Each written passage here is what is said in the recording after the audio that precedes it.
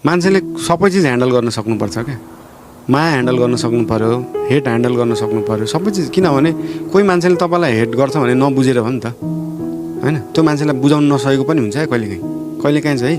मसँग यति रिसाएर कोही कोही मान्छे आउँछन्, अनि त्यो कुरा हुन्छ, ल बस्नु नि त, अनि चर्केर बोल्ने, यो सानो बोल्दा पनि मैले सुन्छु भनेर, अनि त्यो कुरा सुरु गरिसकेर तपाईँ चाहिँ यो कुरामा झुक्किनु भएको थियो, यो कुरा चाहिँ तपाईँ गलत बुझाइरहेछ भनेर मजाले 20 मिनट बुझाएपछि जसले पनि बुझ्छ नि त। कस्तो कस्तो हेटरहरूलाई पनि बुझाएर पठाउन सकिन्छ क्या। किनभने त्यो तपाईँको मनमा पनि फेरि त्यो हुनु पऱ्यो नि त। तपाईँले कसैलाई उल्लु बनाउँदै हुनुहुन्छ भने त्यो हुँदैन, फेरि उल्लु बनाउन सकिँदैन क्या सधैँ मान्छेले। तपाईँ साँच्चीकै असल हुनु पऱ्यो, अनि बल्ल त्यो प्रभाव हुन्छ क्या।